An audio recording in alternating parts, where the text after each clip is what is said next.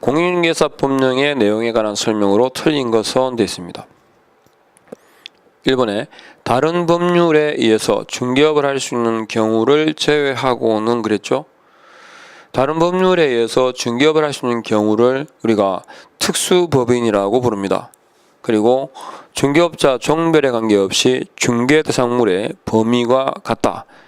뭐냐면 현행 그 공인중개사법에서는 중개 대상물의 그 범위에 대해서 따로 규정을 두지 않습니다. 그러니까 개인이든 그리고 법인이든 이 법정 중개 대상물 5가지에 대해서는 그죠, 모두가 중개 대상물이다 이렇게 보시면 되고, 두 번째 중개업자가 아닌 자는 그랬습니다. 중개업자가 아닌 자는 중개 대상물에 대한 표시 광고를 해서는 안 된다. 올해 그죠, 개정된 사항입니다. 중개업자가 아닌 자는 대상물에 대한 표시 광고를 금지하고 있죠. 하게 되면 1년 이하 징역이나 1,000만 원 이하 벌금형에 처하는 대상이 되겠습니다. 그다음 세 번째, 중개보조원의 업무상 비밀 누설 금지 의무는 업무를 떠난 후에도 또한 요구된다. 그러니까 비밀은 쉽게 그죠, 딱 우리 기억하실 때 언제까지 비밀을 준수해야 되느냐, 죽을 때까지입니다. 그래서 업무상 알게 된 비밀은 그 누설을 금지하고 있다. 다만 예외는 있죠. 그래서 공인중개사법이라든지 다른 법률에서 예외 규정을 두고 있을 때 그때는 비밀 준수 의무가 배제됩니다. 대표적 경우가 확인 설명회, 즉 고지 의무죠. 고지 의무하고 비밀 누설 금지 의무가 서로 경합하게 되면 뭐가 우선한다? 고지 의무가 우선한다. 이렇게 보시면 되겠습니다. 그래서 공인중개사법이라든지 다른 법령에서 금지하고 있는 예외적인 예외를 두는 경우를 제외하고는 업무상 알게 된 비밀을 준수해라. 언제까지?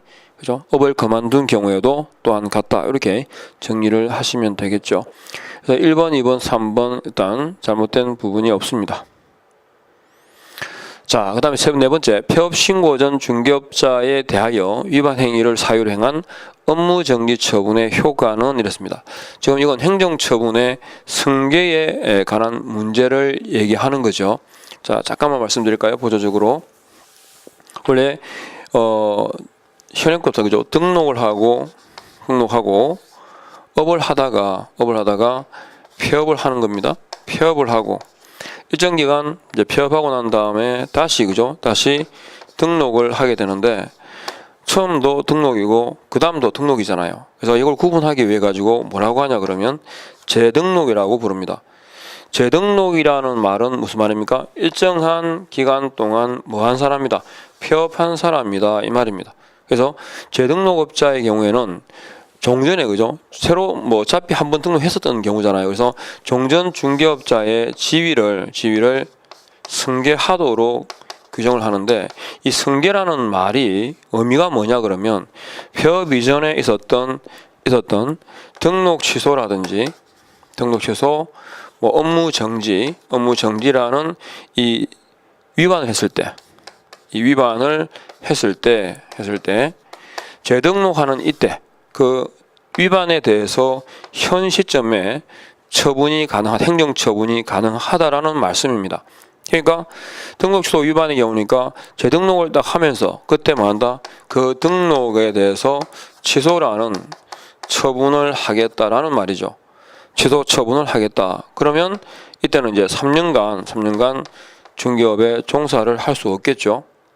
그런데 이 경우에도 요 폐업 기간이 3년을, 여기 3년에서 폐업 기간을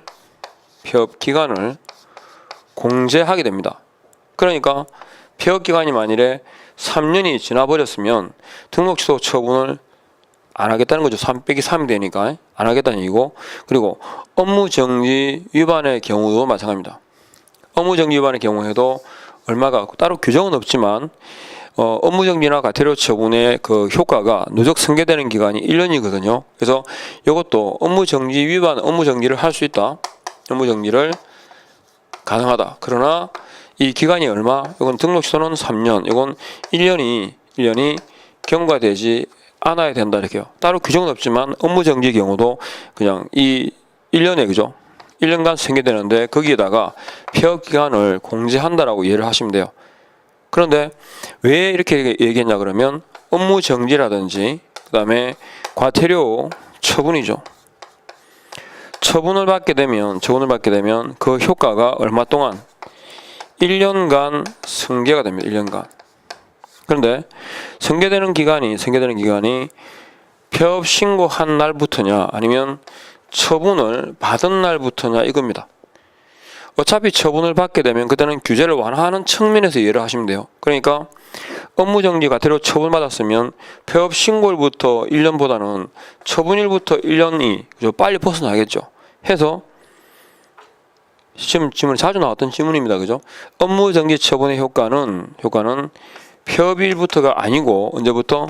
처분일부터 몇 년간? 1년간 승계가 된다. 이렇게. 그죠? 그래서 여기 보면 폐업일부터라는 거 있잖아요. 그죠? 예. 폐업일부터라는 부분에서 요걸 뭐로? 처분받은 날로부터 1년간 승계된다라고 고치셔야 되겠습니다. 그 다음에 이제 다음 5번 국토교통부 장관은 부동산 거래 정보망을 설치할 자를 지정할 수 있다.